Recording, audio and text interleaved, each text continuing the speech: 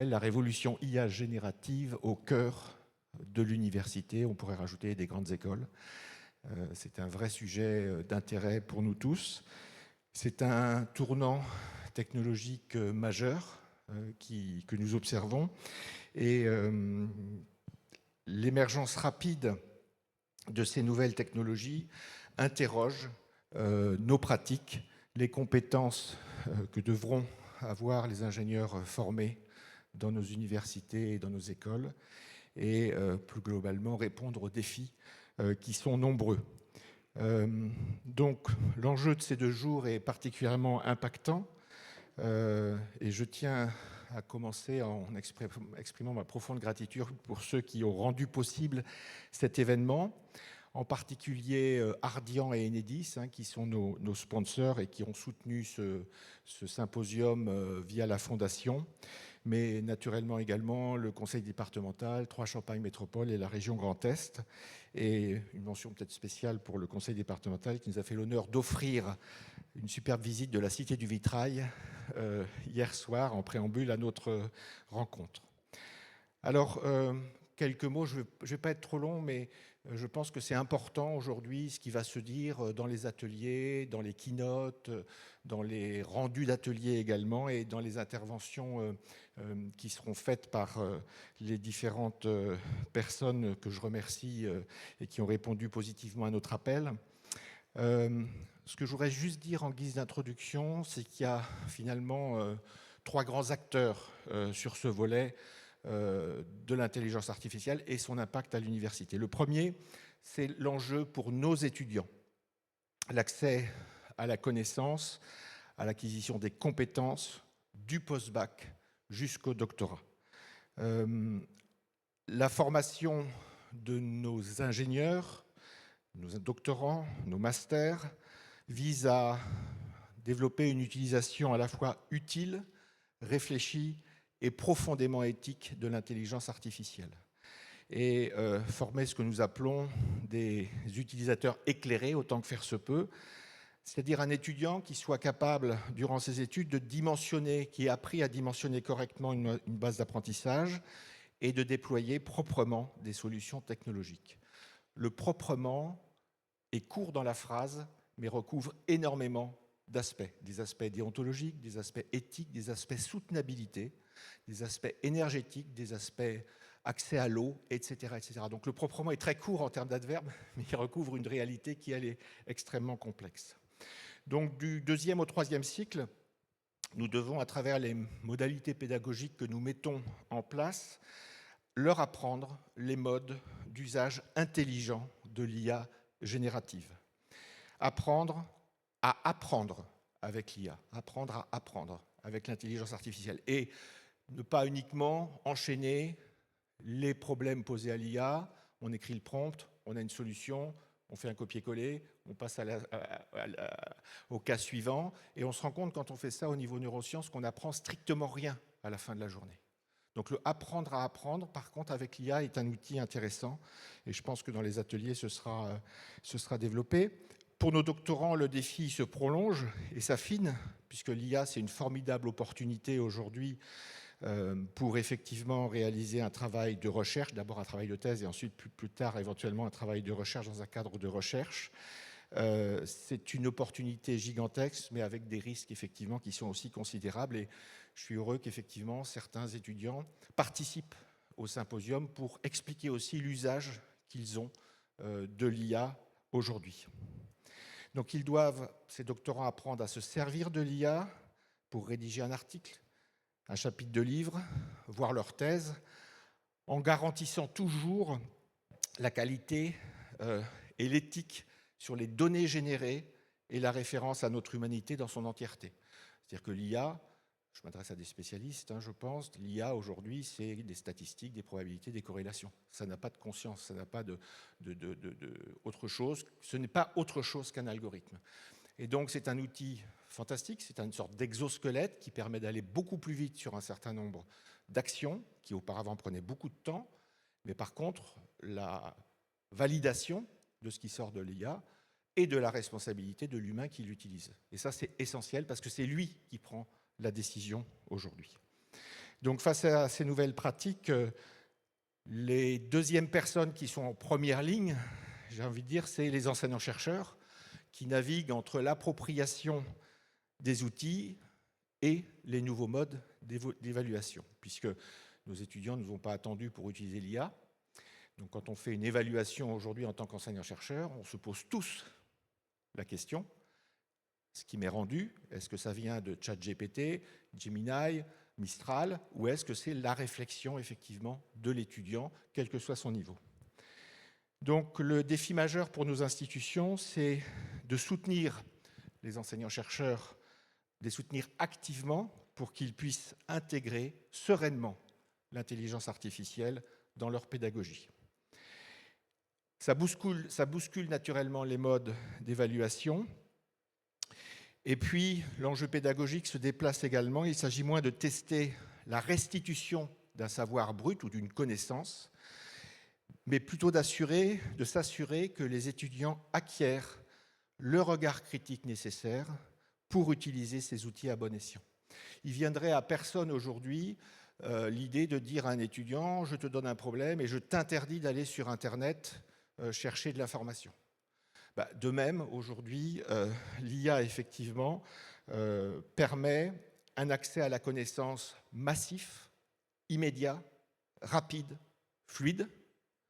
Mais dans cette connaissance, on peut avoir des biais, je pense que ce sera évoqué à certains moments, on peut avoir des problèmes d'alignement également quand on fait travailler une IA, etc. Il y a beaucoup de problèmes qui sont posés. Mais surtout, cet accès à la connaissance nécessite finalement un savoir-faire, des compétences qui sont pas nouvelles, mais qui sont particulièrement nécessaires, la capacité de recul, la curiosité, une bonne culture scientifique, etc., etc., etc. Et donc, ce que je voudrais dire sur cette deuxième partie, qui concerne donc plus les enseignants-chercheurs, c'est que l'utilisation de l'IA est encore parfois considérée comme secrète, inavouable, entre une faute, en quelque sorte. J'ai presque envie de dire une sorte de maladie honteuse.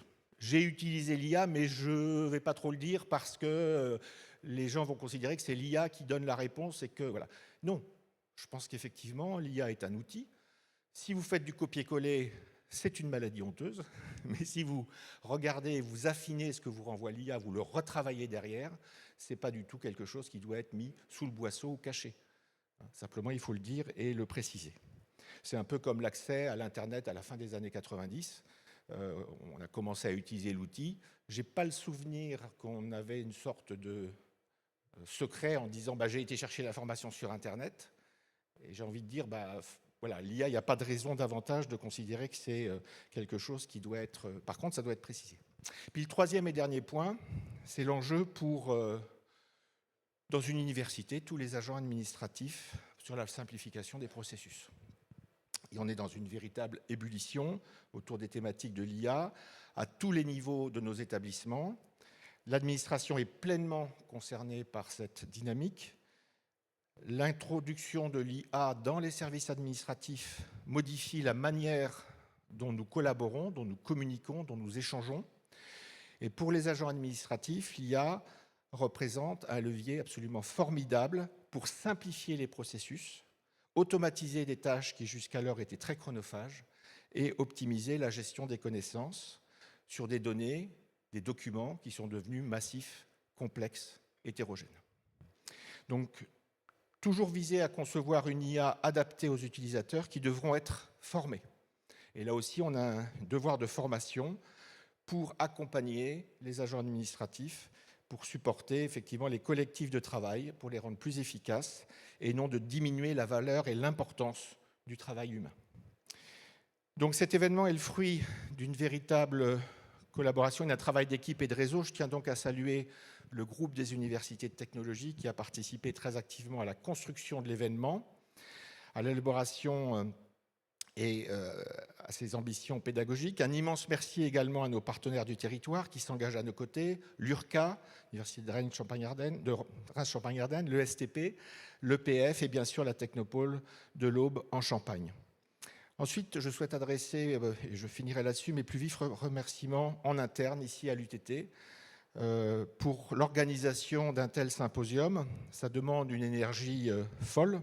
Je remercie du fond du cœur toutes les personnes qui ont œuvré à rendre effectivement ces 2 jours possibles.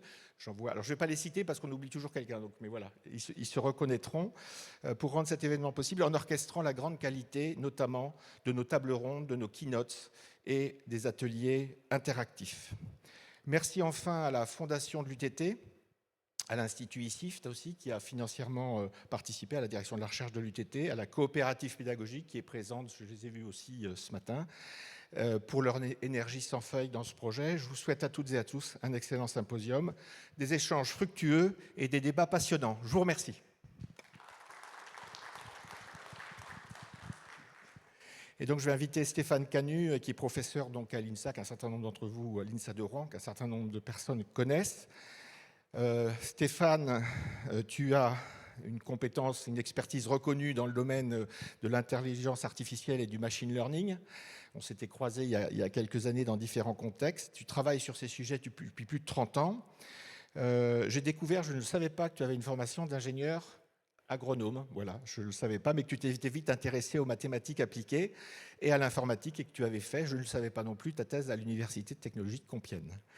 Depuis septembre 2020, tu es chargé de mission intelligence artificielle auprès du ministère et c'est à ce titre, avec cette double casquette de chercheur de haut niveau en machine learning et de chargé de mission au ministère que tu vas nous parler en keynote introductive de l'IA et son impact sur l'université. Voilà, je te laisse la parole. Merci beaucoup.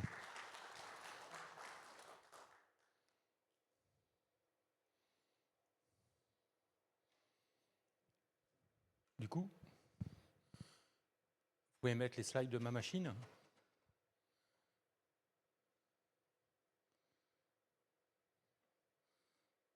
Super.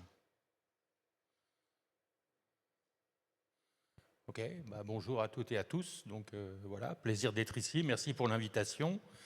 Et donc je vais vous parler un peu de quelques points sur l'IA. En fait, je me rends compte, je vais juste illustrer ce que tu viens de dire, comme un espèce d'écho, peut-être en précisant, donnant des exemples un peu plus concrets de ce qui se passe. Donc effectivement, je travaille à l'INSA de Rouen où je suis professeur. Je fais ma recherche au sein du laboratoire LITIS.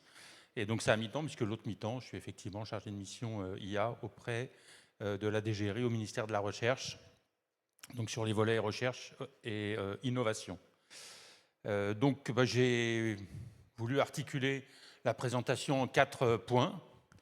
Je vais mettre mon téléphone éventuellement pour me guider au niveau temporel, parce que je suis bavard, je vais dépasser. Donc, tracer une perspective historique. Qu'est-ce qui s'est passé? Qu'est-ce qui se passe aujourd'hui? Quel impact ça peut avoir pour l'enseignement? Donc, sachant que je ne serai pas exhaustif, parce qu'il y a beaucoup de choses.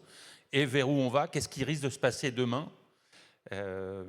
Voilà, donc je mets en exergue ce petit livre de Olivier Capet, illustré par Claire Marc, qui permet aux gens qui ne savent pas d'avoir un bon résumé ou une présentation illustrée de ce qu'est l'IA. C'est vraiment une introduction à l'IA, c'est un super bouquin avec lequel j'ai eu le plaisir de collaborer, et donc j'en fais la pub avec grand plaisir.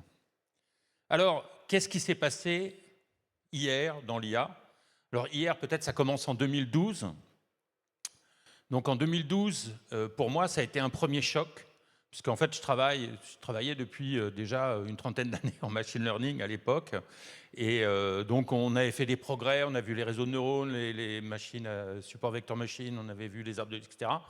Et en fait, en 2012, un problème sur lequel on travaillait depuis longtemps a été résolu, c'est le problème de reconnaissance d'un objet dans une image. Et donc, ça nous a choqués. Et la résolution de ce problème, elle a montré 2 choses. Elle a montré que l'apprentissage supervisé pouvait être meilleur pour résoudre des problèmes que toute autre méthode. Puisqu'en fait, sur ces problèmes de reconnaissance d'image, il y avait énormément de techniques et de travailleurs. Et tout d'un coup, l'IA, c'est-à-dire les réseaux de neurones, venaient de casser la baraque et dire que c'était la bonne solution au problème. Deuxième point, c'était de l'apprentissage supervisé. Donc on devait expliquer ce qu'on devait trouver à la fin. Une image, c'est un chat. Et donc, on doit reconnaître un chat dans une image. Mais à partir de là, l'utilisation et l'usage des réseaux de neurones s'est déployé et bien d'autres problèmes ont été attaqués.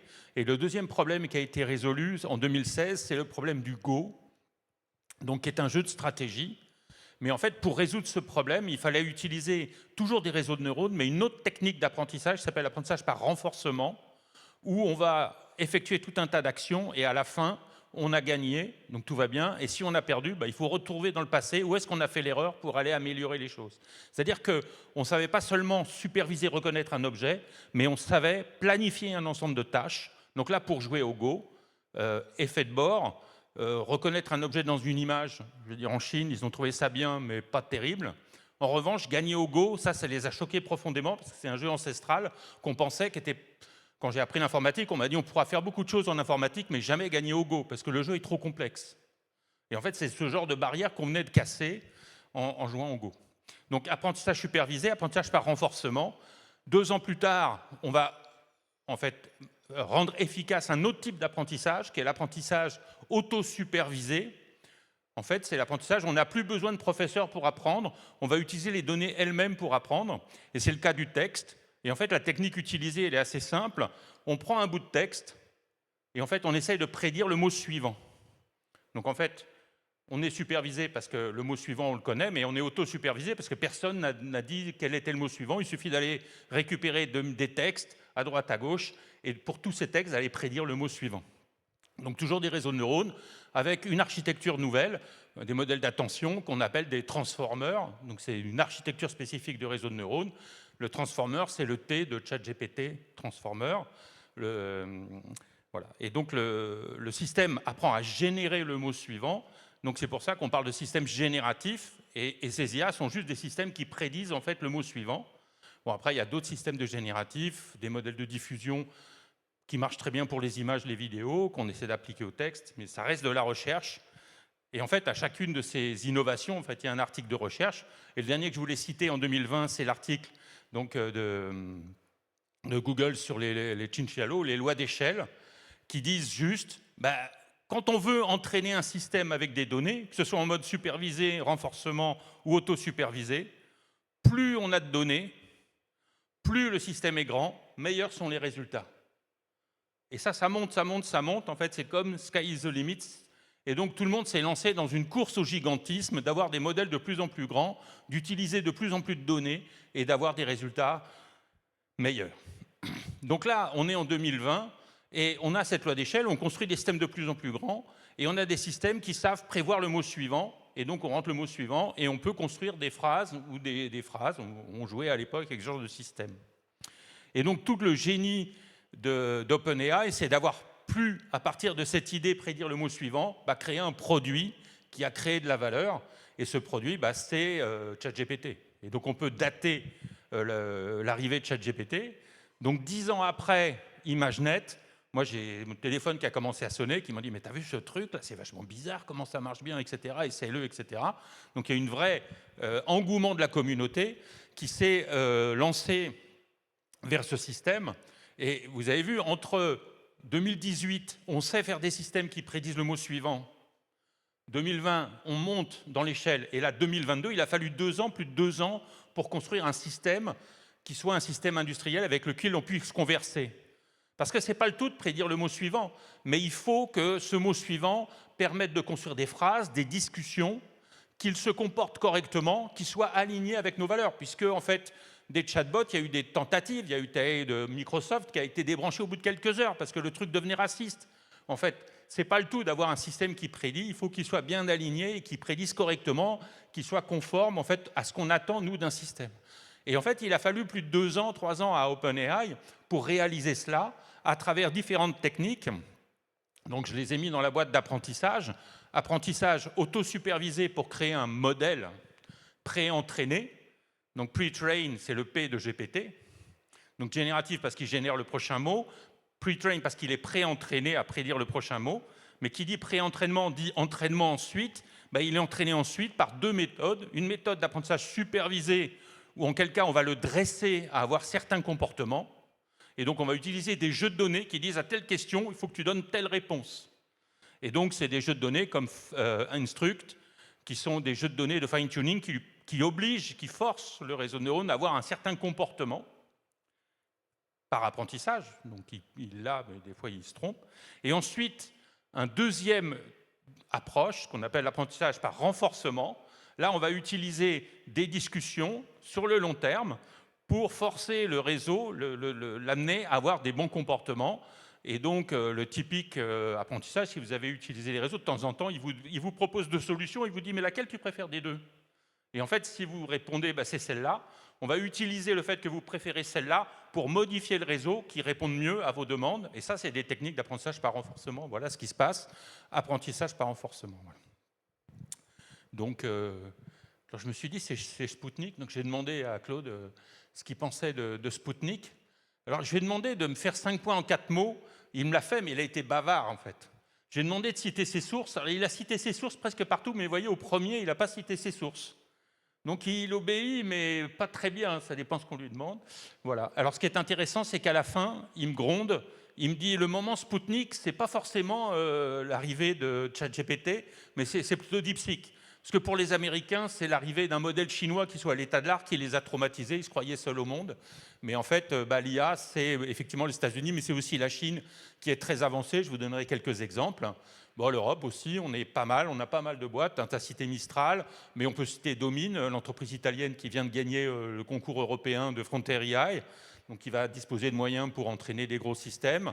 Bon, on verra N8N, le Black Forest Lab en Allemagne, qui est quand même la référence pour générer les images, Lovable en Suède. Enfin, bon, il y a des champions européens dans le domaine de l'IA, et tant mieux. Voilà. Alors, 2022, on sait discuter avec une IA, mais rapidement, on veut discuter en lui donnant de l'information. Et donc, ces informations, c'est ce qui va se passer en 2023 très rapidement. On va utiliser des architectures type RAG, pour utiliser des documents qu'on va pouvoir découper et donc associer à l'IA à travers des mécanismes. Donc, c'est ce qu'on appelle de l'encodage. Donc, il y a des IA spéciales qui vont encoder les documents et on va essayer, à travers une question, d'aligner en fait la question avec des documents pour aller retrouver les parties de documents qui vont permettre de répondre à la question. Et donc, ça, c'est vraiment les aspects RAG. Et donc, on va pouvoir poser des questions, mais poser des questions en donnant des éléments à l'IA, que ce soit des éléments que nous, on ait choisis ou qu'ils soient des éléments dans les bases de données, avec toutes ces choses. Donc là, on va étendre les capacités du modèle. Il ne va pas seulement répondre à des questions par rapport à sa mémoire interne, ses poids, mais il va pouvoir aller rechercher de l'information externe. Donc, il va pouvoir utiliser des données, en quelque sorte avoir une mémoire des données sur lesquelles il va pouvoir travailler. L'année suivante, en fait, l'IA a commencé à réfléchir. Donc cette histoire est venue toujours de la recherche, où les gens se sont dit, la première démarche, ce qu'ils ont trouvé, c'est que quand on posait une question, des fois la réponse n'était pas très bonne. Mais si en fait, à ma question, j'ajoutais des exemples, donc si je te demande A, tu réponds B. Si je te demande C, tu réponds D. Si je te demande E, tu me réponds F. Si je te demande G, qu'est-ce que tu réponds? Et en fait, l'IA va utiliser ces exemples de questions-réponses pour améliorer la qualité de la réponse à la question que vous avez posée. Donc ça, c'est vraiment le future prompting, on donnait des exemples. Et donc, par rapport à ces exemples, ce qui s'est passé ensuite, c'est qu'ils ont dit, en fait, au lieu d'utiliser les exemples, ce qu'on peut dire, c'est précise le mode de raisonnement que tu vas utiliser pour produire ta réponse. C'est-à-dire, je ne veux pas seulement la réponse, mais je veux l'explication à la réponse. Et donc, ce qui s'est passé, c'est qu'il y a des démonstrations qui s'est passé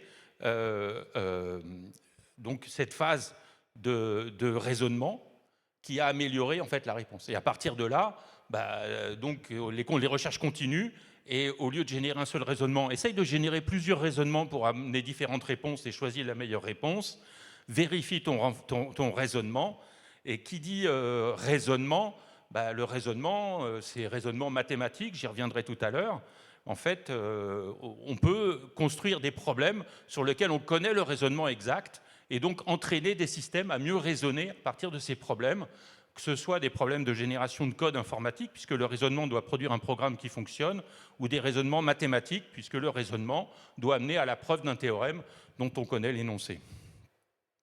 Voilà, donc je cite là un article où il parle de système 1, système 2. C'est comme dans la cognition. En fait, quand on nous pose une question, on répond instinctivement, c'est notre système 1. Puis on passe en mode réflexion, c'est le système 2 qui va analyser les choses pour avoir une réponse plus profonde. C'est un peu cette modélisation qui est cherchée, en fait, qu'on cherche à reproduire par ce genre de système, mais qui permet en fait à l'IA donc grâce à l'apprentissage par renforcement, d'acquérir des connaissances, d'acquérir un mode de raisonnement sur ces connaissances. Alors, je dis raisonnement, c'est le mot qui est classique. En fait, il génère du texte, en fait, toujours, et du texte, et il est entraîné, en fait, à générer ce texte que nous, on interprète comme un raisonnement, mais pour lui, c'est juste du texte qui lui permet de construire une réponse à la question. L'année suivante, c'est-à-dire l'an dernier, on a vu, alors c'était apparu un peu avant, mais ça a été consolidé vraiment l'an dernier, c'est l'IA qui agit. Donc, pour construire un raisonnement, elle a sa mémoire locale, elle peut raisonner maintenant, mais elle a besoin des fois d'aller sur le web. Donc, elle doit agir et aller sur le web. Elle a besoin de construire un code et d'exécuter un programme. Donc ça, c'est des actions qu'elle va pouvoir mettre. Donc elle peut aller sur le web, générer du code, l'exécuter. Elle va pouvoir aussi avoir accès à des spécialités. Si elle doit compter, elle ne sait pas très bien compter, elle peut peut-être utiliser une calculette, qui est un outil qui va calculer pour elle. Et donc elle va dire, bah, tiens, c'est du calcul, je ne sais pas faire, je demande à la calculette, je récupère le résultat, puis je donne le résultat qui va bien. Donc c'est vraiment l'appel d'outils, de capacités. Donc après, ça veut dire que aussi, on veut, les gens, ils ont voulu pouvoir avoir accès à l'IA directement avec leur téléphone. Donc il y a des interfaces qui ont été créées entre des IA et du téléphone pour que vous puissiez, avec WhatsApp ou Signal ou whatever, interagir avec l'IA, donc qui soit doté de mémoire et puis qu'il y ait plusieurs agents qui puissent collaborer entre eux et qu'on puisse avoir des planifications long terme. Donc différents outils. Donc Manus, c'est un outil chinois, le premier que j'ai utilisé qui génère du web. Lovable, donc c'est un outil suédois qui permet de générer du code, enfin des applications. Et on verra OpenClaw qui est le plus populaire. Cowork, qui est peut-être celui que j'utilise en ce moment. Et donc on a des agents qui vont agir avec une boucle agentique. Ils vont regarder ce qui se passe, planifier ce qu'ils vont faire des actions, mettre à jour la mémoire et pouvoir itérer plusieurs fois pour proposer une meilleure solution. Ça veut dire prendre du temps pour répondre à des problèmes. C'est-à-dire qu'on n'est plus dans la discussion, j'interagis avec l'IA, question-réponse. On est, je t'ai posé un problème, je te laisse le temps pour y répondre. Et les temps ont commencé ça a été des minutes, des dizaines de minutes, des heures. Donc on n'en est pas encore à des jours, mais il y a des IA qui tournent des heures et des heures, on parle de 20 heures, pour résoudre des problèmes complexes aujourd'hui. Voilà. Donc j'ai trouvé ce petit schéma que j'ai trouvé bien, qui explique un peu ce qui se passe. C'est-à-dire que l'IA, elle est plus au centre, enfin c'est une petite IA qui est un orchestrateur, qui va en fait permettre d'orchestrer tout un tas de systèmes qui sont tout autour de lui. Donc la gateway qui permet de discuter avec le téléphone. Donc moi j'ai mon téléphone, je vais demander à l'IA qui est sur mon ordinateur, fait ci, fait ça. Et donc je vais taper un orchestrateur qui va pouvoir accéder à des mémoires, à des fichiers et un modèle LLM qui peut être en local, on le verra, ou ailleurs, pour exécuter un ensemble de tâches avec cette boucle agentique qui va prendre du temps. Et presque il pourrait me dire, oh là, ta question elle est compliquée, je vais mettre 10 minutes pour y répondre, ou 1 heure ou 2 heures, en fonction de ce qui se passe. On va avoir différentes choses qui se passent. Voilà. Donc ce qui s'est passé en 2026, notamment en début 2026, c'est qu'il y a eu donc la popularisation d'un outil qui s'appelle OpenClaw, donc qui est un outil qu'on peut installer sur sa propre machine et qui va permettre en fait de mettre en œuvre ces agents complexes. Et cet outil a fait un buzz incroyable sur Internet, puisqu'il a été téléchargé des milliers de fois. En fait, c'est la plus grosse progression qu'il y a eu sur GitHub. J'ai regardé à l'époque, j'ai regardé Linux, il avait plus de 200 000 étoiles sur GitHub, mais OpenClaw, vous voyez, en quelques mois, 2 mois, il est arrivé à plus de 300 000. Donc il est plus populaire que Linux lui-même, ce système. Et qu'est-ce qui fait ce système? Vous l'interrogez sur votre machine, ça vous permet de lancer en fait des agents qui vont pouvoir résoudre des tâches complexes. Je vous ai mis 2 exemples ici. Qu'est-ce que j'ai fait dernièrement qui est un peu complexe? J'ai traduit un document, j'étais avec des collègues chinois, j'avais un document qui était une plaquette gouvernementale qui racontait les IA clusters en français. Et en fait, je voulais l'envoyer à mes collègues japonais, et donc j'ai demandé de traduire la plaquette en japonais. Mais en fait, ce n'est pas seulement une traduction qu'il a faite, que j'ai demandé, c'est de reproduire la plaquette, mais en japonais. Donc, je n'ai pas pu vérifier la qualité parce que je ne suis pas japonais, mais mon collègue japonais, voilà. Donc, ça permet en fait d'envoyer, j'ai envoyé les deux d'ailleurs, la française et la japonaise, ça lui permet en fait d'avoir accès directement à ce genre d'outils. L'autre truc que j'ai fait une expérience incroyable.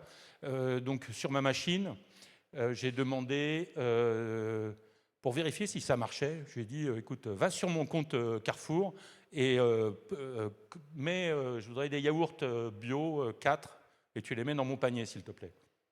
Voilà. Et donc la machine elle-même a été faire ce travail. Ça veut dire qu'en fait, elle prend des images, des screenshots du navigateur, les envoie chez Claude, regarde où il faut cliquer, va cliquer sur mon ordinateur au bon endroit, et tout ça pour juste repérer les yaourts bio et les mettre dans mon panier. Donc ça permet de vérifier en fait les capacités qu'a la machine aujourd'hui à réaliser des choses. Bon, pour ça, il faut donner des accès, donc il faut se méfier. Moi, je n'ai pas donné libre accès à tout la machine sur mon ordinateur. On verra qu'il y a différentes pratiques. Mais en fait, on passe à un nouveau niveau, l'action, où l'action peut être multiple et très diverse des choses qui peuvent se passer sur un ordinateur. Voilà. Donc on en est là. On en est là. Donc je vais préciser un petit peu là où on en est. Donc première chose, donc là un peu résumons-nous.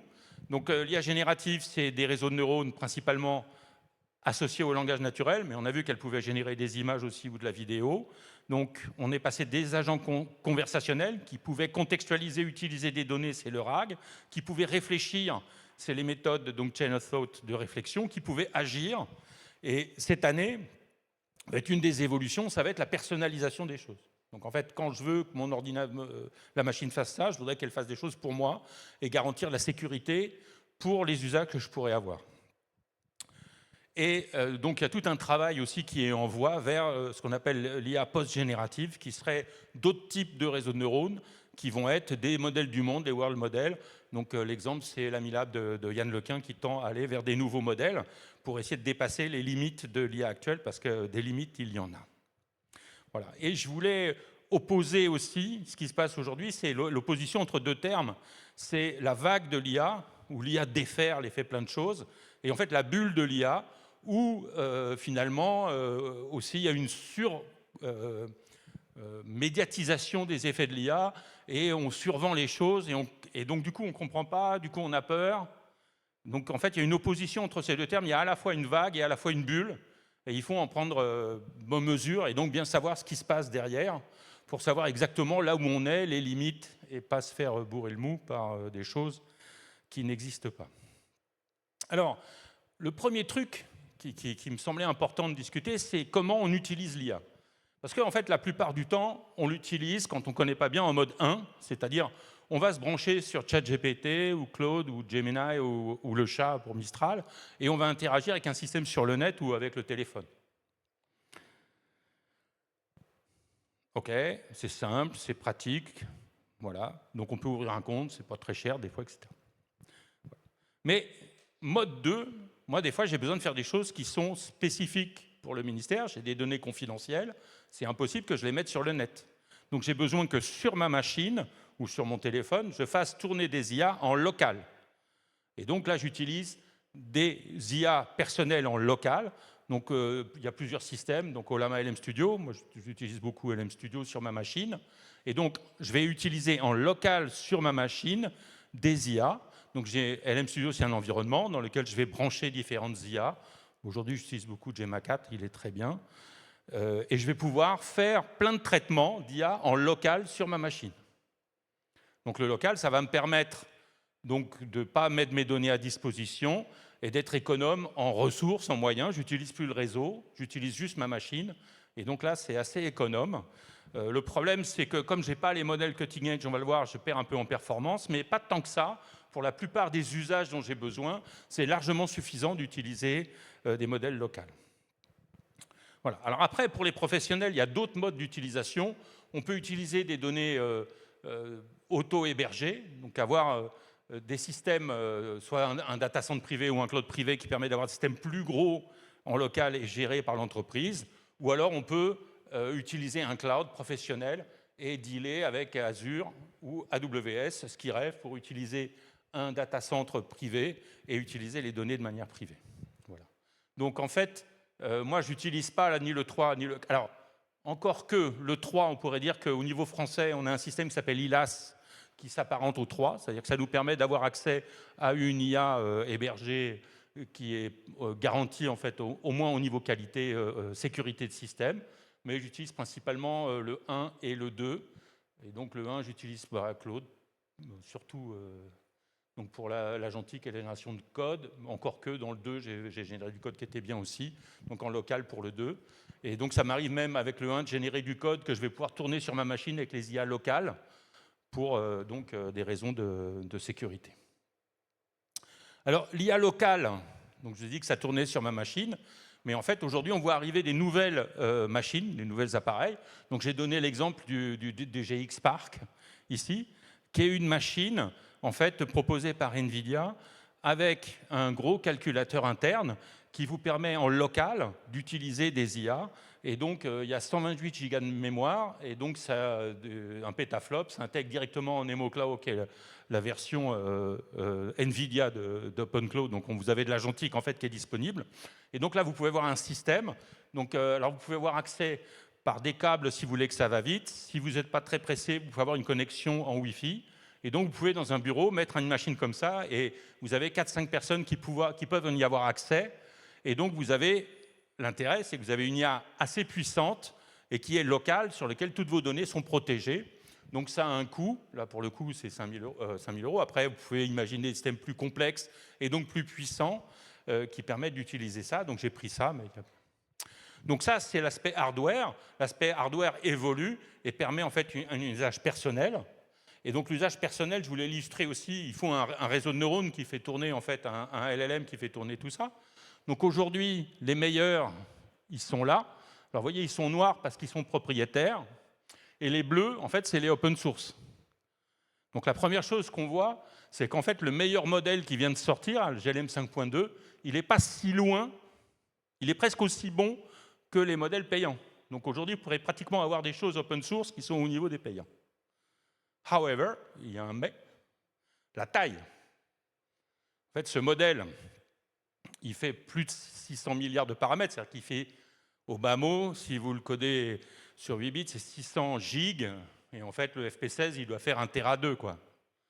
Donc en gros, ma machine, il ne peut même pas le regarder. Donc il vous faut une infrastructure matérielle spéciale pour le faire tourner, il faut au moins un cluster de 4 voire 8 GPU, et toute une infrastructure spéciale pour le faire tourner. Donc vous êtes coincé en personnel pour le matériel. En entreprise, c'est possible aujourd'hui.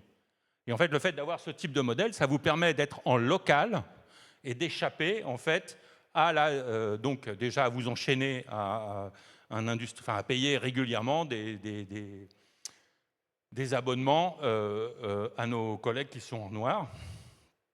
Donc bon, les meilleurs, ça reste donc les modèles de cloud. Alors après, c'est un classement, il y a plein de classements.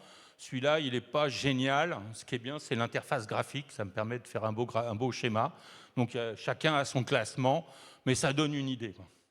Alors l'autre idée importante, l'autre modèle important, il est où mon ami le Gemma 4, voilà, il est là. Donc là, le Gemma 4, 31 milliards de paramètres, 31 gigas. Moi, c'est celui que je fais tourner sur ma machine. Et donc, il est moins bon, ouais, voilà, il est 29 contre il est peut-être 2 fois moins bon, mais largement suffisant pour 90% des tâches que j'ai besoin de faire. Donc, moi, je suis dyslexique. Donc moi, j'ai besoin de tout ce que j'ai écrit qui soit relu, que ce serait pour l'orthographe ou la formulation. Pour toutes ces choses-là, mon petit Gemma 4, il est largement suffisant pour relire mes mails, pour m'aider à rédiger, pour faire tout ce travail de rédaction. Il est largement suffisant et donc je peux l'utiliser en local. J'utilise des ressources locales et tout va bien. Voilà. Et ce qui est important à voir, c'est que la différence entre le bleu, les open source et le noir tend à se réduire. Chaque année, on a des modèles de meilleur en meilleur. Donc, on se rapproche avec des modèles open source des meilleurs modèles, des modèles de frontières. Mais bon, pour les faire tourner, il faut quand même des infrastructures qui sont importantes. Mais on tend vers des modèles de plus en plus petits. En fait, le modèle Claude Fable, on ne connaît pas sa taille, mais Mythos, il a été annoncé à 10 Tera, c'est-à-dire 10 000 milliards de paramètres.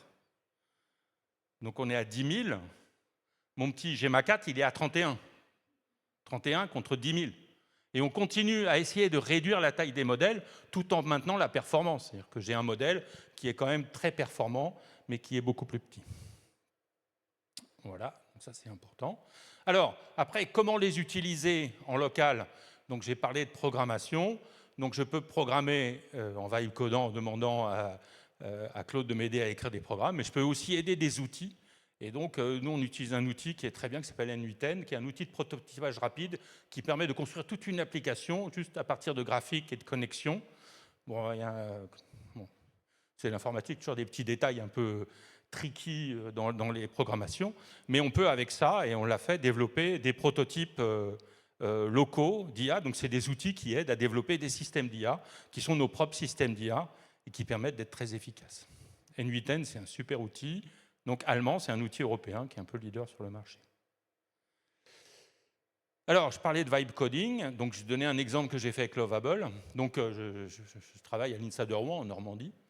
Et donc, je me suis mis dans l'idée de construire une application qui s'appelle Eulcat, qui serait une IA normande. Et donc, je lui ai décrit ce que je voulais. Donc, j'ai dû demander, peux-tu me proposer un élément pour construire l'application Eulcat, une IA normande accessible via le web.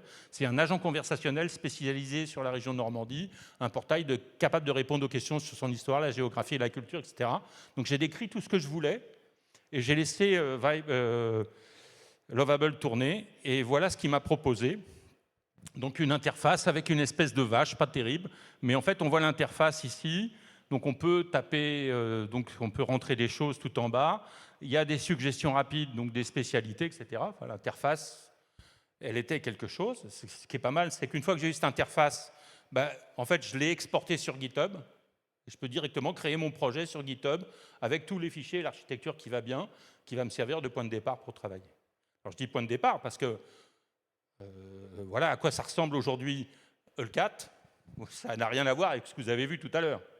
Voilà. Mais on a eu une architecture, on a pu réfléchir sur ce qu'on voulait faire et à partir de là développer ce vrai système, cette IA normande. Donc l'idée c'est que derrière l'IA aussi vous vendez en fait une manière de voir le monde. Nous ce qu'on voulait c'est de vendre la manière de voir le monde normand. Le normand s'appuyant sur l'idée de normandité. Donc parce que vous savez, avec l'histoire de Marc Bloch, on a beaucoup parlé de français par choix. On peut être aussi normand par choix. Et la normandité, c'est ce qu'on doit à un normand par choix éminent, puisque c'est Aimé Césaire, qui était normand par choix, et qui a écrit un texte sur la normandité qui décrit ce que c'est d'être normand. Voilà. Et donc Eulcat se veut un peu la vitrine de cette vision de la normandité. Voilà pour Eulcat.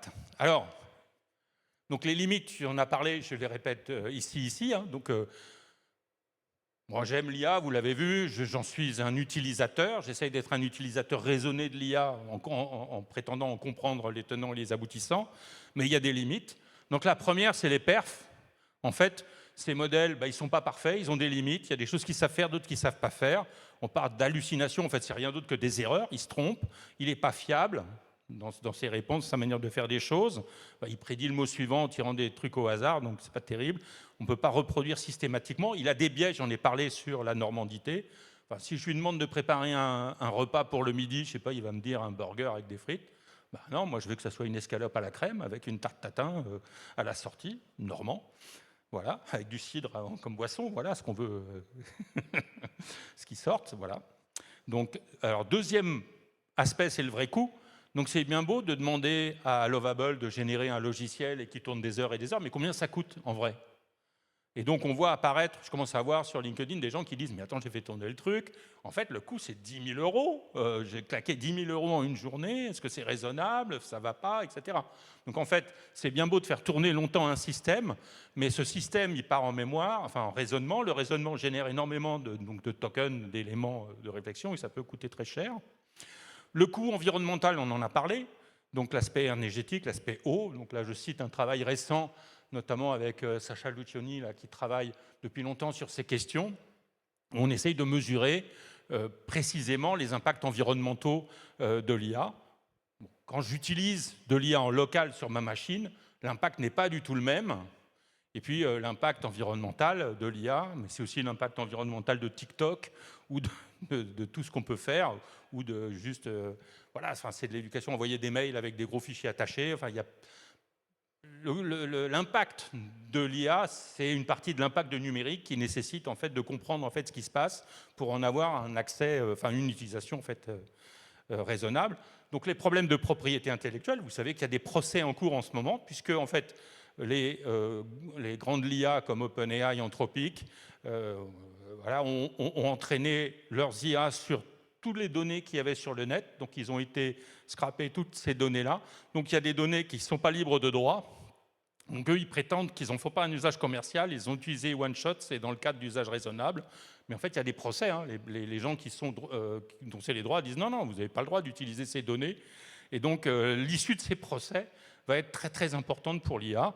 Il faut savoir qu'en Europe, en France en particulier, j'ai vu une entreprise qui s'appelle Playas qui a produit des jeux de données qui sont complètement respectueux des droits. Donc en fait, des alternatives se dépassent. Donc aussi, il y a une dépendance. En fait, faut pas le... Donc on l'a vu récemment, Anthropic nous coupe le mythos, après nous l'avoir donné. Donc en fait, ils peuvent nous donner l'accès ou pas, mais en fait, on sait très bien qu'un juge français du tribunal pénal international s'est vu retirer les droits d'accès à Microsoft, juste parce que le gouvernement américain a dit que. Donc ces entreprises sont américaines ou chinoises, et elles peuvent décider quand bon leur semble de vous retirer l'accès à vos Microsoft, à vos Google ou à vos cartes de crédit. Donc en fait, on n'est pas du tout, on est dépendant, et donc il faut essayer de sortir de ces dépendances et penser un peu différemment. Et ça, c'est un fait. Cloud Act aux États-Unis. Je vous renvoie à l'Assemblée nationale, il y a eu l'audition justement des entreprises américaines, Microsoft, Google et Amazon pour ne pas les nommer, où ça a été dit noir sur blanc. Et en fait, il n'y a que Google qui a répondu clairement que oui. Les autres, ils ont essayé de baratiner un petit peu, mais c'est un fait. Voilà. Et dernier point important aussi, c'est la déqualification. Donc la peur que si on utilise l'IA bêtement en copiant-collant, finalement on n'apprend rien, on apprend juste à copier-coller. Et l'intérêt de l'usage de l'IA, il est quand même extrêmement limité dans ce cas. Mais je pense qu'on est tous, en fait, on voit, moi j'utilise pas mal LinkedIn, je vois en fait des posts générés par IA, je ne les lis pas, ou des illustrations générées par IA. En fait, trop de choses de mauvaise qualité tuent l'intérêt qu'on peut avoir sur ces outils. Et donc l'intérêt, dernièrement, à Rouen, on a l'Armada, qui est une grande fête où on va réunir plein de bateaux, qui est un truc super, quoi. Et en fait, ils font une illustration qui est par IA et on le voit. Mais en fait, ils se tirent une balle dans le pied. En fait, c'est pas de qualité. Ils se dévalorisent. Ils font comme si c'était mauvais, comme si c'était nul. Enfin, je trouvais ça ridicule. Et en fait, quand on veut communiquer et qu'on veut avoir un bon niveau de communication, surtout pas d'IA. Il faut de la créativité, il faut de l'humain, il faut de l'originalité. C'est justement ce que l'IA n'est pas capable de faire. Et c'est ça qui crée la plus-value. Voilà, donc plein de problèmes. Alors maintenant, qu'est-ce qui se passe du côté de l'enseignement ? Donc plein de choses. Alors, premier truc, donc il y a eu un rapport qui a été rédigé, donné donc il y a un petit temps maintenant, puisque c'était Elisabeth Borne, donc qui a été publié, remarque c'est juin 25, c'est l'an dernier, quand elle était ministre de l'Éducation. Donc il est assez intéressant ce rapport, parce qu'il permet de faire le point sur les usages et tout ce qui se passe autour de l'IA. Donc il était bien fait, avec plein de visites. Et donc j'en ai tiré ce petit graphique. En fait, ce qu'on voit sur le graphique, c'est que, en gros, en haut, toujours la partie étudiante-enseignante, en fait, les étudiants sont en avance sur les enseignants. C'est-à-dire que les étudiants, ils utilisent plus et mieux l'IA que les enseignants. Donc là, on doit se remettre en question et se dire, oh là là, il y a un problème. Si nos élèves sont meilleurs que nous en IA, c'est qu'il se passe quelque chose qui est... voilà. Mais si vous voulez aller plus profondément dans la compréhension des enjeux, de ce qui se passe avec les exemples, les comparaisons internationales, j'y reviendrai, ce rapport est un très bon point d'entrée qui permet de faire le point en fait, sur la situation des choses. Alors, l'IA, moi la première chose, c'est qu'un élève, il m'appelle, il me dit « Regardez, monsieur Canu, j'ai copié le PDF de votre énoncé là, de TP, je l'ai mis dans l'IA et hop, il a résolu le TP. » quoi. Donc aujourd'hui, si on pose une question à des élèves, en utilisant l'IA, ils peuvent répondre à ces questions. Donc là, c'est une question de maths pour faire une intégrale. Donc il est assez balèze. Mais en fait, en maths, la situation, elle est bien plus dramatique que ça. Puisqu'en fait, je me souviens que les premiers GPT ont commencé à poser des questions de maths, et en fait, il était moyen. Il était vraiment au niveau seconde, vaguement. En fait, il est monté rapidement au niveau terminal, mais c'était vraiment pas très très bon en maths. Donc on est en, vous voyez, 2022, 2023, mais dès juillet 2024, c'est-à-dire qu'on est 1 an et demi après l'introduction de ChatGPT, en fait, des IA atteignaient le niveau médaille d'argent aux Olympiades de maths. Donc les Olympiades de maths, c'est plutôt pour des étudiants en licence, mais qui sont très bons. Donc au niveau médaille d'argent, c'est quand même vraiment pas mal. Bon, mais à l'époque, ça avait été critiqué, parce qu'il avait mis 3 heures, il n'avait pas bien résolu les problèmes, il y avait l'humain dans la boucle, etc. OK. L'année suivante, donc on est en juillet 2025, donc il y a 1 an, là, il passait médaille d'or. En fait, sur les 6 problèmes, il en résolvait 5 dans les temps impartis. Et donc, il arrivait au meilleur niveau. Donc, c'est dans les gens d'OpenAI, enfin, DeepMind, enfin, il y a eu la guerre entre Google et OpenAI, mais donc peu importe. Mais surtout, à partir de là, les mathématiciens ont commencé à regarder ça de près. Donc, alors je me souviens, en novembre 2025, donc quelqu'un d'OpenAI, le VP, a dit « Ouais, on a résolu des problèmes de maths. » Quand on a gratté, en fait, il avait fait de la biblio pour trouver une publi qui avait résolu le problème. Donc, ce n'est pas des maths, ça, hein. Donc là, gros rire de la communauté en disant que ça ne marche pas du tout. Mais dès janvier, on a arrêté de rire, puisqu'en fait, il y a eu une semaine magique en janvier où, avec l'IA, on a résolu des problèmes d'Erdos. Donc Erdos, c'est un grand mathématicien qui était connu pour poser plein de problèmes. Il a posé 1000 problèmes complexes, 1000 problèmes de différents niveaux de complexité. Et donc là, des IA ont commencé à résoudre, cette semaine-là, en janvier, ils ont résolu 3 des problèmes d'Erdos. Donc là, choc de la communauté, donc vérifié aussi par des mathématiciens de très haut niveau, puisqu'il y avait Terence Tao et Medai Fields, donc de meilleurs niveaux en mathématiques qu'on puisse imaginer, qui vérifiaient en fait les calculs et vérifiaient que tout ça est bien correct. Et donc la critique, c'est ouais, mais ils ont résolu des problèmes d'Erdos, mais c'est des problèmes faciles. Et donc le gardien du temple d'Erdos, il a regardé les 1000 problèmes d'Erdos et il a repéré en fait les 10 problèmes les plus complexes, qui sont des vrais problèmes de mathématiques très durs. Et il a publié ça en avril. Et donc le mois dernier, le 20 mai, en fait, donc OpenAI ont rendu public les éléments de preuve d'un des problèmes d'Erdos parmi les 10 plus difficiles. Et donc là, c'est choquant parce que, en fait, l'IA avait permis de résoudre un problème extrêmement compliqué de maths. Donc le problème, c'est combien de paires de points à distance 1 parmi les points du plan, enfin du plan dans des espaces de grande dimension. Donc il y avait une conjecture d'Erdos qui donnait en fait le nombre de points nécessaires.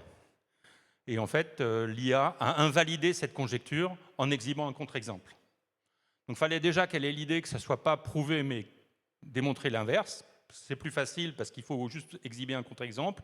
Et pour exhiber un contre-exemple, il faut le construire. Donc elle a construit par énumération.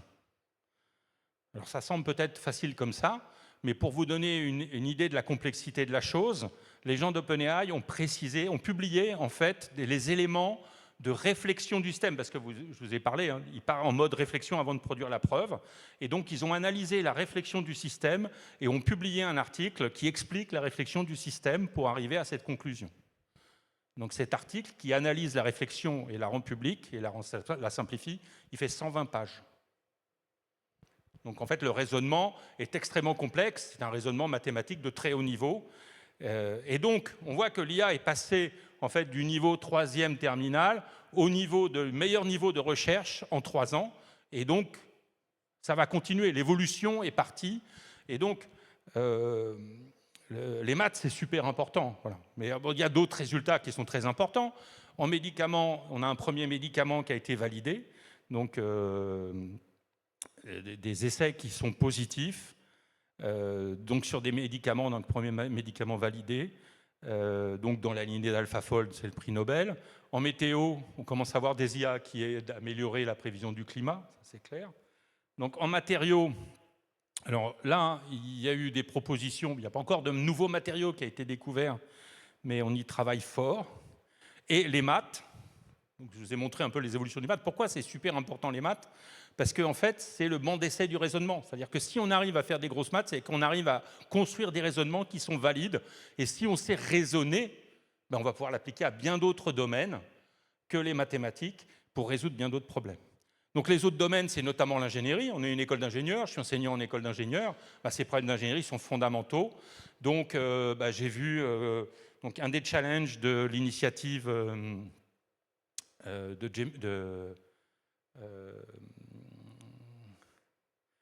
aux États-Unis, il y a une initiative sur l'IA pour les sciences qui vise à travailler sur ces questions d'ingénierie sur les matériaux. Là, je donnais l'exemple de Cadence qui vient de révéler qu'elle utilise l'IA pour concevoir des puces électroniques, ou donc une entreprise espagnole, je crois, ou française, EMI, AI, donc qui travaille avec Mistral justement pour concevoir des moules, donc c'est vraiment de la mécanique, et qui remplace en fait tous les aspects conception, CAO, etc., par un modèle d'IA qui permet d'avoir des résultats beaucoup plus rapides et donc de pouvoir itérer sur ces problèmes de conception. Donc à partir du moment où on sait raisonner, mais on applique ces techniques de raisonnement à d'autres domaines, et en fait en gros à tous les domaines. Alors, pour les élèves, la situation elle est grave, notamment pour ce qui est de la génération de mémoire, puisqu'aujourd'hui, aujourd'hui j'ai fait l'an dernier, il existait de nombreux outils qui permettent de générer directement des rapports. Et donc, vous pouvez directement, en payant d'ailleurs ou pas, générer directement un rapport en lui donnant les instructions qu'on vous a données pour écrire le rapport. Donc, vous lui donnez vos instructions, vous lui donnez peut-être votre journal de ce que vous avez fait dans l'entreprise, et roule ma poule, il va vous générer un rapport instantanément sans que vous ayez trop à rédiger. Donc en fait, ça c'est un vrai problème, puisqu'en fait, on peut ici générer automatiquement des rapports, mais on peut générer aussi des articles scientifiques. Et donc, nos amis japonais donc, de Sakana AI, ils ont créé une IA qui s'appelle AI Scientist, donc qui vise à partir d'un problème à construire un article scientifique. Et en fait, ils ont fait une expérience avec un workshop de NeurIPS, qui était la découverte de résultats négatifs. Et ils ont produit en fait 3 papiers qu'ils ont soumis en fait à ce workshop. Donc les reviewers du workshop étaient au courant qu'il y avait des papiers écrits par des humains, mais qu'il pouvait y avoir des papiers écrits par des IA. Et en fait, sur les 3, il y en a un papier qui a été accepté.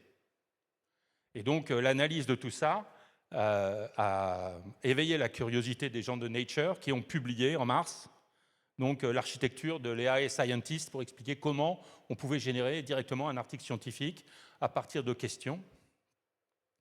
Voilà. Donc là, c'est vraiment des questions très spécifiques. Bon, j'avoue que j'ai regardé, moi, sur des questions complexes, je m'intéresse au clustering en ce moment, c'est des techniques de machine learning.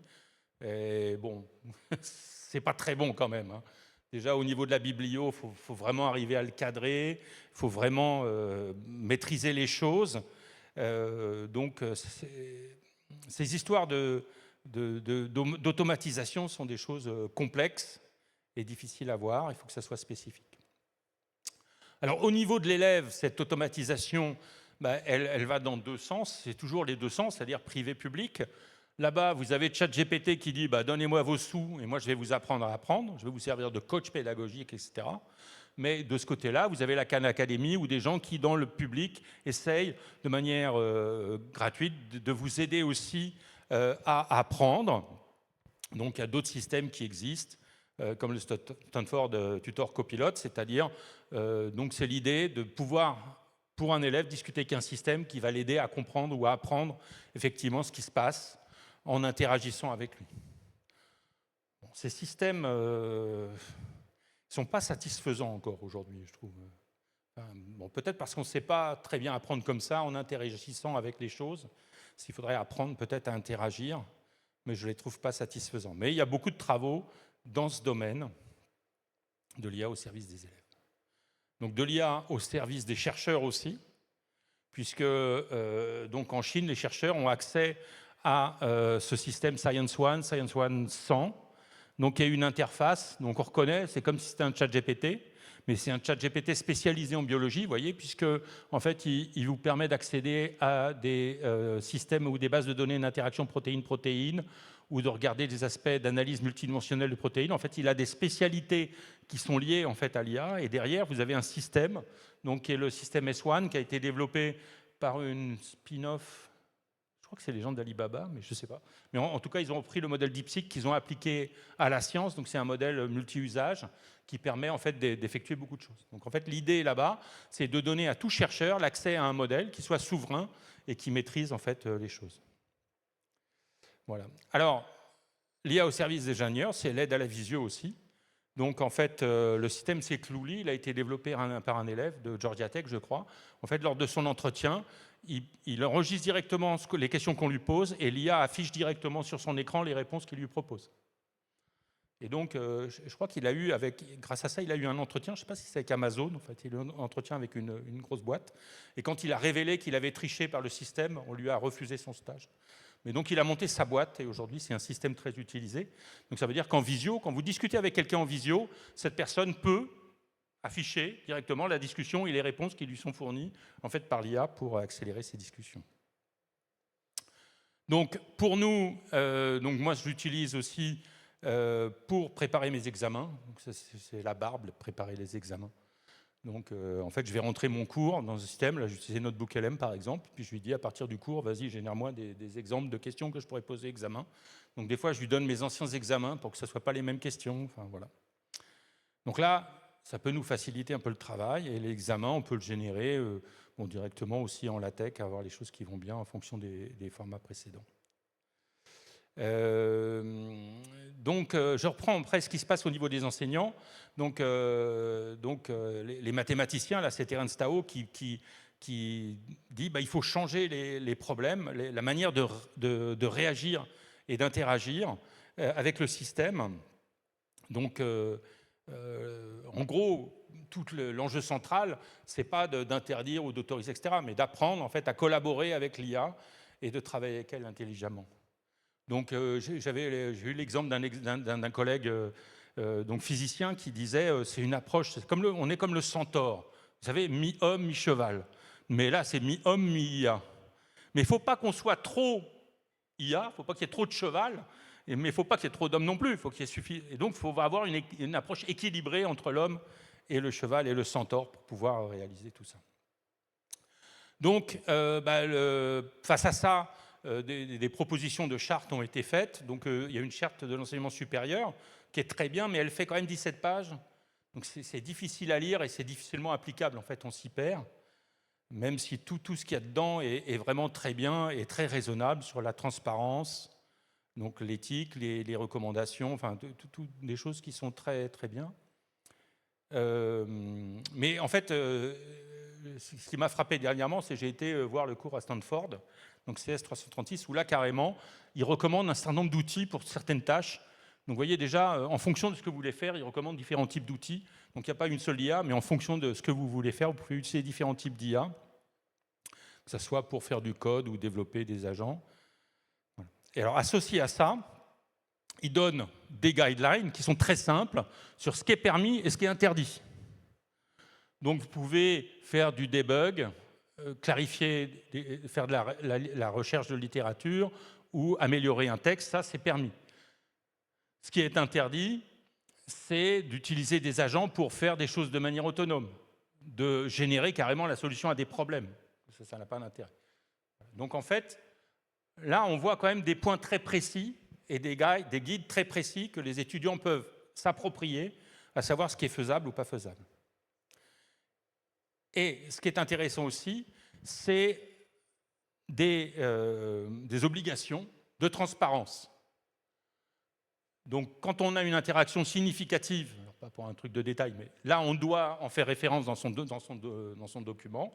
On doit décrire la nature de l'assistance qui a été demandée, pourquoi on l'a demandé, quel type de résultat on doit avoir, et en avoir une vision critique, qu'est-ce qu'on en a retiré, qu'est-ce qui était bon et qu'est-ce qui n'était pas bon dans les choses. Donc, on autorise des choses, on interdit, et ce qu'on autorise, on doit le documenter à partir du moment où c'est significatif dans la manière de gérer les choses. Truc très intéressant aussi, c'est qu'il a comparé son approche avec les autres approches. Parce qu'en fait, aux États-Unis, que ce soit MIT, Carnegie Mellon ou Berkeley, ils ont aussi des cours dans lesquels il y a aussi une politique d'IA qui est recommandée. Et en fait, on voit qu'il y a différentes politiques d'IA. Lui, il dit qu'il est nuancé. Au MIT, c'est très restrictif. CMU, c'est modéré. Et Berkeley, c'est permissif. Donc en fait, en fonction des enseignants et du type de cours, il y a différentes pratiques ou approches qui sont précisées. Mais ça peut s'entendre. Hein. Dans certains cours, on a besoin, d'autres, il n'y en a pas besoin. Donc ça dépend de ce qu'on veut faire. Donc moi, dans mon département, il y a une discussion avec les étudiants. Et ils ont dit, enfin, en troisième année, enfin, l'usage doit être très modéré de l'IA. Et en cinquième année, beaucoup plus. Donc ils ont eu cette démarche progressive de l'usage d'IA, donc a été négociée avec les élèves pour avoir leur accord en fait, sur ce qu'on cherchait à faire. Alors vers où on va? J'ai encore un peu de temps. 5 minutes. Alors, allons vite. Donc, l'IA et les maths, donc ça avance très vite. Maintenant, on sait prouver des choses. Et donc l'enjeu, c'est d'utiliser ces modes de raisonnement dans d'autres domaines. L'IA générative, elle a des limites, donc on veut passer au modèle du monde, les world models, améliorer la réflexion pour avoir des véritables renforcements, d'utiliser donc le renforcement, ce qu'on appelle verifiable rewards, c'est des récompenses vérifiables. Donc c'est effectivement, si on demande de générer un programme, il faut que le programme fasse les choses. Si on demande de faire une preuve de maths, il faut que la preuve de maths soit vérifiée. Donc là, on peut vérifier en fait les récompenses et travailler pour améliorer les systèmes. Donc les IA agentiques, ce qu'on veut pouvoir, c'est générer un ensemble d'actions, mais garantir que ces actions sont correctes. Si j'utilise l'IA pour programmer un robot, il faut que je garantisse que l'ensemble des actions que va faire le robot soit safe et fasse bien ce que j'ai besoin de faire. Donc l'idée, c'est d'utiliser le mode de raisonnement pour générer en fait un ensemble de codes qui soit vérifiable et démonstrable et qui montre bien les choses. Donc on va vers ça. On n'y est pas aujourd'hui. Donc là, ça reste complexe, mais c'est la voie qui est choisie d'aller vers l'IA. Et là, sur le quoi on travaille beaucoup, c'est les IA qui s'améliorent. Donc c'est Recursive Self Improvement. Donc en fait, c'est les modes de fonctionnement jour-nuit. En jour, vous l'utilisez IA pour résoudre des problèmes. Et la nuit, vous lui dites, écoute, reprends tout ce que j'ai fait aujourd'hui et demain matin, je voudrais des solutions. Et donc l'IA va tourner toute la nuit et le lendemain matin, va vous proposer, va dire, oui, j'ai pensé à tel truc ou tel machin. Et le matin, vous pouvez reprendre ce qui s'est passé dans la nuit pour essayer d'améliorer les choses. Et donc, c'est ces boucles d'auto-amélioration qui sont produites. Le hardware, c'est assez important. Donc, parce qu'aujourd'hui, un goulot d'étranglement, il n'y a que NVIDIA. Mais là, on développe des nouveaux hardware, notamment pour l'inférence. Et donc, il y a des sociétés en Europe, je pense à Visora, par exemple, qui a proposé récemment une puce qui permet en fait, de l'inférence très rapide. Donc, en fait, on annonce la fin du monopole de NVIDIA, mais il y a beaucoup de travaux au niveau du hardware. Et évidemment, passer des LLM, des Large Language Models, aux SLM, c'est-à-dire Small Language Models, des modèles spécialisés. Donc j'en ai parlé tout à l'heure, je suis spécialisé. Donc Small et Beautiful, je vous en ai parlé. Essayez d'avoir des modèles petits qui puissent tourner sur des ordinateurs, mais voire des téléphones, voire des lunettes. Donc là, je discutais, j'ai un collègue qui est malvoyant. Il me dit, putain, j'ai acheté les lunettes Meda, ça a changé ma vie. En fait, avant, j'ai des problèmes, je prenais mes médocs, donc j'étais obligé de les toucher pour voir bien ce que c'était. Maintenant, je regarde la boîte et je demande à mes lunettes, c'est quoi? Et en fait, Meta lui répond, c'est du Doliprane. Donc en fait, il va pouvoir, avec l'image, prendre une image de la boîte de médoc et lui dire ce que c'est. Et en fait, dans ces lunettes, il y a l'IA qui va bien, avec les processeurs qui vont bien, puisqu'en fait, on a des processeurs aujourd'hui, je pense aux processeurs Qualcomm, qui tournent dans des montres qui peuvent être montées dans les lunettes, sur lesquelles il y a de la puissance de calcul suffisamment pour embarquer des petits modèles de langage qui sont suffisants pour faire ce genre de tâches. Voilà, et associé, c'est les puces Snapdragon. Et associé à ça, vous avez des contrôleurs, vous avez des contrôleurs donc ST Microelectronics, pour ne pas les nommer, on ne le cite pas, mais en fait qui produit des microcontrôleurs qui peuvent embarquer de l'IA, qui sont très efficaces aussi, et donc qui sont embarqués. Et il y a aussi des composants NXP en fait, dans ça. En fait, l'hardware de les lunettes a été fait par... Il y a beaucoup de Français, je crois que c'est une Française qui est à la tête de l'équipe, et donc qui a utilisé en fait, les compétences qui vont bien. En fait, les ingénieurs français, on les retrouve partout, dans beaucoup de projets, et c'est... voilà.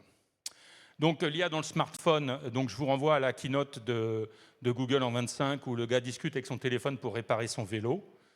Mais je voudrais juste dire un petit mot sur ce qui se passe au niveau des véhicules autonomes. Donc discrètement, mais lentement, mais sûrement, Waymo se déploie. Donc aujourd'hui, ils sont à 33 000 courses par jour dans 11 villes. Ils sont en forte croissance puisque l'an dernier, ils ont fait un x5 dans le nombre de courses payantes. Donc si vous développez x5 les 33 000, ça fait presque 200 000 courses par jour payantes. En fait, à San Francisco, ils sont entre 20 et 25, 27 ou 30% du marché. Donc vraiment, ça devient vraiment important, avec une très forte croissance. Ici, avec 2 villes, donc il y a une expérience au Japon et à Londres, donc ils sont très modestes, mais qui visent bien à essayer de comprendre ce qui se passe dans ces villes. Et ils ont une approche très progressive. Leur argument de vente, c'est qu'ils sont plus sûrs. Ils disent, avec Waymo, il y a 10 fois moins d'accidents qu'avec une voiture. Et donc, ils veulent garantir cette chose-là, donc ils se déploient petit à petit. Donc, chose très importante, c'est qu'ils ont un projet de recherche qui vise à mettre au cœur du véhicule un LLM. Donc ici, ce serait un modèle Gemini, pour aider la voiture à traiter les situations exceptionnelles. En fait, donc les situations exceptionnelles, genre Si la voiture passe à côté d'un piéton et qu'il y a une flaque d'eau, nous, on essaye pour ne pas arroser le piéton. Enfin, encore qu'il y a quelques gougnafiers qui ne le font pas, voilà. Mais il faudrait que le véhicule autonome soit au courant de ce genre de choses. Mais il n'est pas programmé pour. Il est programmé pour conduire sûrement et d'avoir une conduite machin. Ça, c'est pas impliqué. Et donc, l'idée d'impliquer des modèles de langage, c'est d'intégrer cette connaissance implicite dans le mode de fonctionnement en fait, des véhicules. Voilà. Et après, donc, il y a l'amélioration permanente, c'est-à-dire toujours utiliser des données. Donc vous avez un véhicule qui fonctionne et on identifie en fait quelque chose qui ne marche pas. Par exemple, il n'est pas bon dans les tunnels. Donc en fait, il va capturer plein de données de tunnels pour aller s'améliorer pour que la prochaine version puisse mieux traiter les tunnels. Et donc ça, c'est l'amélioration permanente des systèmes en prenant en compte en fait, les données qui existent. Et appliqué à la science, en fait, on commence à voir arriver des laboratoires autonomes. Donc donc pour des choses précises, que ce soit en biologie ou dans le domaine des matériaux. Donc c'est des plateformes robotisées qui vont pouvoir faire des expériences, analyser les expériences et par rapport à l'analyse des expériences, suggérer de nouvelles expériences. Et en fait, il va y avoir un call au niveau Europe. Donc c'est le programme RAISE, c'est le programme AI for Science au niveau européen qui vise en fait à développer tout un tas d'outils pour cette science automatique. Et il y a un challenge Genesis en fait, dans le même domaine qui vise à développer des laboratoires autonomes.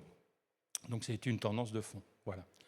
Donc on va de l'IA perception 2012 à l'IA générative, on va dire 2020, à l'IA agentique 2026, vers l'IA physique, c'est-à-dire l'IA intégrée dans les robots. Et on travaille beaucoup sur des robots. Donc ça c'est aussi le futur des choses, arriver à intégrer l'IA dans les robots. Donc pour l'instant, ça ne marche pas encore génial, de mieux en mieux. Donc on peut le mesurer malheureusement sur le champ de bataille en Ukraine.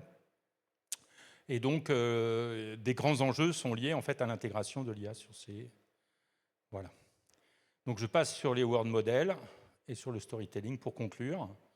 Donc cette année, l'année de l'agentique, l'année du développement, et donc co-construire avec l'IA des applications.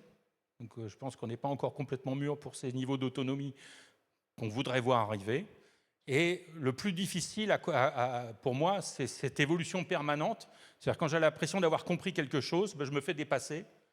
En fait, l'exemple, c'est les maths. J'ai suivi, je me suis dit, ils sont en médaille d'argent, ils font des progrès, mais c'est pas très bon. Pof, médaille d'or, mince, ils font des... Hop, et tout ça va très très vite dans la progression. Et on va continuer à avoir des progrès dans l'usage qu'on peut faire des IA. Et donc, ces évolutions, en revanche, le point clé, c'est que pour tout que ça fonctionne, il faut des données. Et en fait, il y a beaucoup de manque encore au niveau des données. Les données sont un atout précieux. Je pense aux données santé françaises, par exemple, mais il y a beaucoup d'autres données dans les domaines scientifiques. Et ces données, c'est un asset qui est très important et à garder. Voilà. Donc, merci.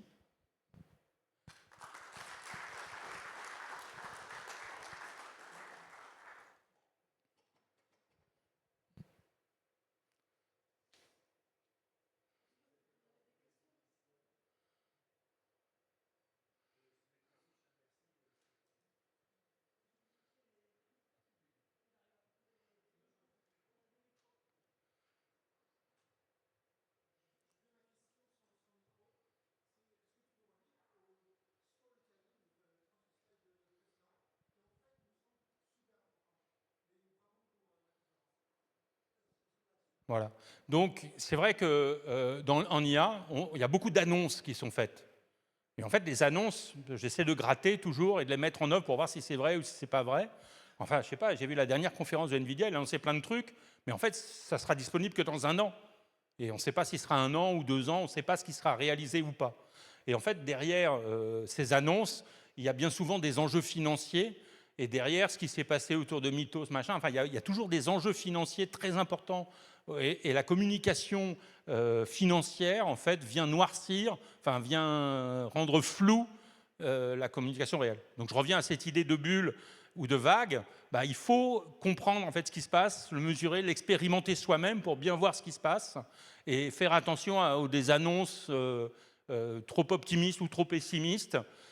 qui font qu'on ne comprend pas très bien les choses et qui sont liées en fait à ce storytelling financier. En fait, il y a des enjeux financiers très importants derrière.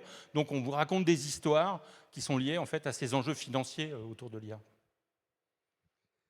Oui, merci beaucoup. C'est vraiment très, très intéressant. Enfin, moi, je suis plus en activité, mais par contre, j'ai beaucoup d'activités. Et je vais poser une question un peu plus différente de ce que vous avez expliqué. Est-ce qu'on a une idée pour l'instant, ou est-ce que vous avez demandé à l'IA combien de personnes l'utilisaient? Premier point. Et qu'est-ce qui se passerait demain si on augmentait de façon importante les utilisateurs au niveau des ressources, bien évidemment énergétiques, mais aussi tout ce qui comporte, et peut-être savoir un petit peu jusqu'à quel moment on risque, ou à quel moment on risque d'être, je dirais, un petit peu en surtension? Ouais, alors il me semble que OpenAI, je ne sais pas si c'est le milliard d'utilisateurs et Anthropic pas loin. Voilà.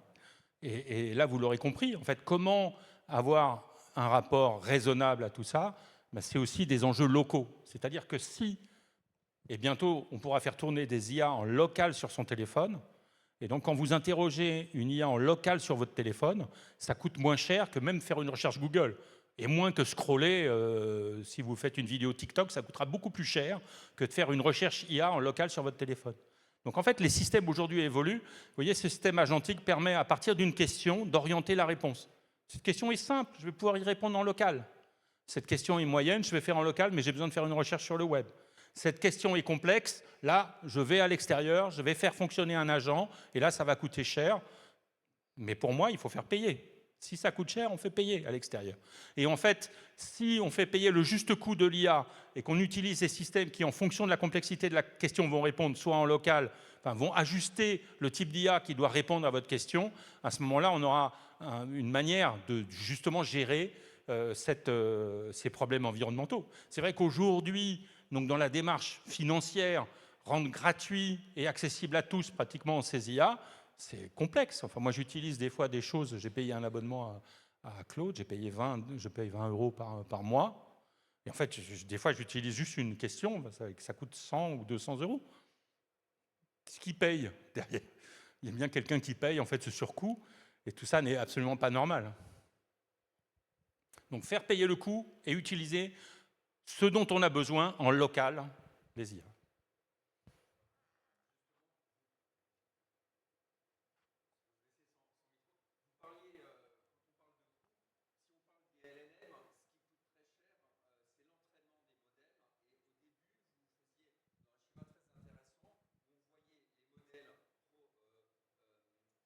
Par les entreprises et aussi des modèles open source.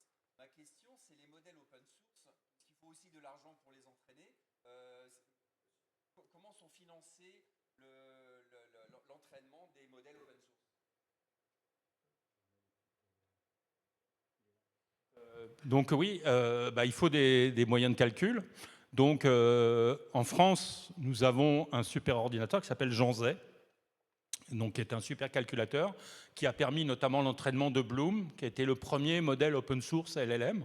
Donc, il a nécessité pendant 4 mois l'affectation de la moitié des ressources de Jean Zay. Donc là, c'est nous, opérateurs publics, qui avons dit ça, c'est une expérience super intéressante parce que c'est le premier LLM public et on le voulait. Aujourd'hui, je vous ai parlé, ou j'en ai pas parlé, peut-être de Domine, qui a gagné en fait le call européen pour construire un IA de frontière. Donc, Domine va avoir accès, alors, je ne sais plus, un certain pourcentage de tous les réseaux HPC qui ont été financés par l'Europe. Donc, ils vont avoir accès en fait, à du cloud public pour aller entraîner, on l'espère, un modèle de frontière européen. Donc, voilà. Ensuite, quand c'est Mistral qui construit Mistral Medium, qui est un système en fait, open source qui est disponible, eux, ils l'ont fait sur leurs ressources propres, donc sur leur financement. Donc, les Chinois le font aussi sur leurs ressources propres. Donc le gouvernement chinois est par derrière en fait en train de financer. Voilà. Mais cela dit, vous dites ça coûte plus cher pour l'entraînement, certes, parce que je vous ai dit Bloom, il faut 4 mois. Enfin, c'est beaucoup de ressources qui sont utilisées pour un entraînement. Mais aujourd'hui, quand vous utilisez un système d'IA comme Fable ou Mythos pour aller retrouver des bugs dans des systèmes complexes comme Linux et vous lui donnez tout le système à analyser, il peut tourner une journée entière à fonctionner, à générer des tokens. Voilà, vous utilisez 40 problèmes comme ça. En inférence, vous allez coûter plus que l'entraînement. Donc aujourd'hui, l'inférence coûte beaucoup, beaucoup, beaucoup plus cher que l'entraînement. Finalement, l'entraînement, ça représente un pourcentage minime des coûts de l'IA. Les coûts principaux de l'IA, étant donné le nombre d'utilisateurs et les usages, se font principalement sur l'inférence aujourd'hui. D'autres questions? Non?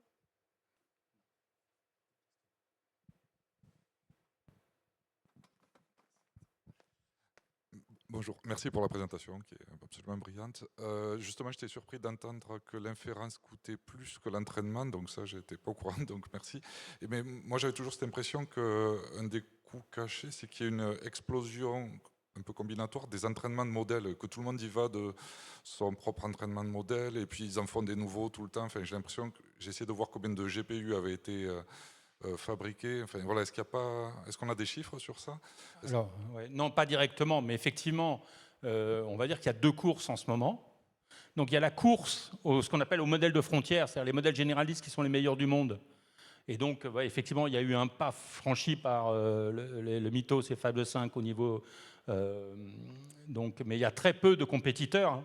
On peut dire que dans cette course, vous avez Anthropic, OpenAI, donc les Chinois, notamment GLM et DeepSeek aussi sans doute. Gemini, c'est Google. Voilà, après, je pense que c'est fini. Donc vous avez 4-5 entreprises dans le monde. Alors peut-être il y aura un Européen, 4-5-6 qui compètent pour avoir des modèles de frontières vraiment les meilleurs du monde. Donc là, vous avez quand même peu de compétiteurs, peu de modèles vraiment compétitifs qui sont lancés. Mais en revanche, ce qu'on essaye de faire, c'est construire des modèles qui soient spécialisés. Donc si je veux faire un modèle qui traite de la biologie ou un modèle de médecine, je vais avoir envie d'avoir un modèle spécialisé qui soit meilleur que les modèles généralistes.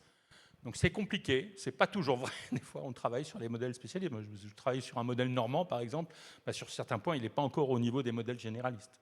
Mais en tout cas, je le maîtrise, je le contrôle et il est souverain. Donc ça, c'est des critères principaux. Et donc, au niveau de ces modèles spécialisés, effectivement, il y a énormément d'entraînement et de travaux pour essayer d'obtenir des modèles, d'ailleurs à différents niveaux, qui soient des modèles spécialisés, puisqu'on a le modèle lui-même, mais il y a les problèmes d'encodage. Là, j'ai vu récemment Doctolib qui a proposé un encodeur spécialisé dans la médecine. En fait, vous avez tout un tas de sous-systèmes qui sont liés en fait, à ces aspects-là. Voilà, mais c'est aussi des enjeux de recherche, comprendre ce qui se passe à l'intérieur.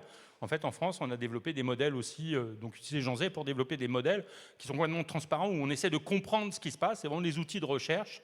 Et je pense que c'est vraiment des choses importantes et utiles, parce que, vous l'aurez vu, en fait, on a des progrès de l'IA, mais ces progrès sont liés à la recherche. Bien souvent, là-bas, c'est un papier scientifique, et c'est la première entreprise qui comprend l'importance du résultat scientifique qui va créer de la valeur à partir de ce produit scientifique. En fait, par exemple, en France, on a une super labo privé, mais qui s'appelait QTI, donc qui a été financé, qui a développé un super système de discussion en fait bilatérale. Et en fait, j'ai vu récemment, c'est Gemini, enfin Google, qui a proposé un système qui permet d'industrialiser ce système. En fait, Gemini va créer de la valeur à partir d'un truc créé par des labos en France. Donc en fait, on a des véritables découvertes. Mais on voudrait dire à nos industriels, créer de la valeur, ou aux startups, créer de la valeur, créer plus de valeur à partir de ces outils, parce que là, il y a vraiment des pépites. Et en IA, comme dans beaucoup de domaines, c'est vraiment la recherche qui crée l'innovation, et c'est à partir de ces avancées en recherche qu'on peut créer de la valeur et innover.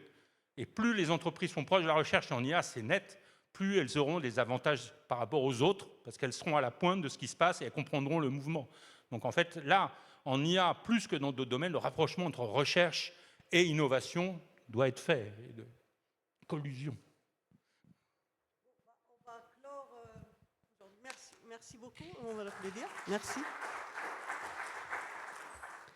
Vous avez parlé de la Normandie, nous aussi parlons de la Champagne, nous sommes champenois.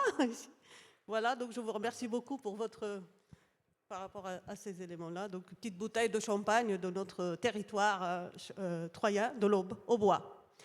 Je vous remercie beaucoup pour votre travail. Donc, et on va peut-être passer à la pause. Mais avant la pause, j'aimerais bien discuter un petit peu avec vous présenter un petit peu ce qu'on va passer après la pause, bien sûr, puisqu'on va passer sur les ateliers. Et vous avez parlé des... C'était plutôt là. Bon. Deuxième slide. C'est peut-être ça, oui. Ah. Il a dit, je sais pas. C'est pas grave. Alors, j'improvise. Donc, merci d'être venu ce matin. Tout de suite après la pause, vers 11h, on va avoir 2 ateliers, parce qu'on a parlé des biais, mais il y a eu des enquêtes que nous avons déjà effectuées auprès des étudiants, des enseignants, des doctorants et des entreprises. Je vous remercie beaucoup aussi également à tous les partenaires qui ont participé et qui ont communiqué toutes ces enquêtes par rapport à ces éléments-là. Et nous allons discuter de ces éléments-là. Donc, il y aura 2 ateliers. Donc, je crois que je vois les choses avancent, mais non, ne se projette pas. Alors, il y aura 2 ateliers là-dessus. Donc, on a essayé de regrouper les ateliers. À 11h, on a un atelier qui va se passer en K203, où on a l'atelier, il est sur la partie plus enseignant et étudiants et compétences, parce que, bon, comment préparer les étudiants et quels sont les usages de l'IA générative qui sont faits par les étudiants et quels sont les usages de l'IA générative qui ont été faits par les entreprises pour les préparer pour aller fournir quelles sont les compétences qu'on doit préparer pour là-dessus. Et donc, cet atelier, il est en K203. Et on a un autre atelier qui va être plus sur les enseignants et les doctorants, bien sûr, les enseignants-chercheurs et les doctorants par rapport à ces éléments-là. Et donc, il y aura en F110. Ce qu'on va vous faire, c'est que lorsque vous êtes venus, donc là où vous avez récupéré vos badges, on va faire 2 groupes, d'accord? Et nous, on vous accompagne vers ces ateliers-là. Donc, vous vous mettez en cas de sondage, et donc, on vous accompagne au fur et à mesure pour aller dans ces ateliers. Donc, on a trouvé des salles climatisées, donc désolé, hein, à l'université, on n'a pas toujours des salles climatisées puisqu'on ne travaille pas l'été par rapport à ces éléments-là, et en plus, on est un peu dans le nord par rapport à ça. Avant d'oublier, j'insiste sur un fait que ce travail qu'on a fait pour ces 2 jours, qu'on va le faire nous-mêmes, en fur et à mesure, nous, on a envie de faire un petit livret, un fascicule là-dessus, peut être publié ou à STE ou dans d'autres éditions. Du coup, tous les intervenants, on va vous solliciter aussi pour faire des chapitres là-dessus, donc on va continuer dans ce cadre-là. Les résultats des enquêtes et tous ces ateliers, on va aussi les voir. Et également, à la fin, on va travailler plutôt sur un aspect, bon, on va inviter des personnes là-dessus, donc il y aura peut-être une continuation par rapport à ces éléments-là, et peut-être il y aura des petits à ce symposium tous les ans, peut-être dans d'autres UT ou dans d'autres écoles d'ingénieurs ou universités, parce que aussi ici, on a le SR par rapport à ça. Et après à midi, donc voilà, on vient ici, parce qu'il y a restitution de ces ateliers, donc il y a monsieur Fabrice Fillon, qui est de OnePoint, qui va être là, donc qui va animer cette partie par rapport à ces éléments-là, et on restitue un petit peu les exemples et des questions par rapport à ces éléments-là. Voilà, donc là, vous avez une petite pause, vous pouvez aller dehors, prendre une petite pause, et à 11h, n'oubliez pas de nous rejoindre. Merci beaucoup.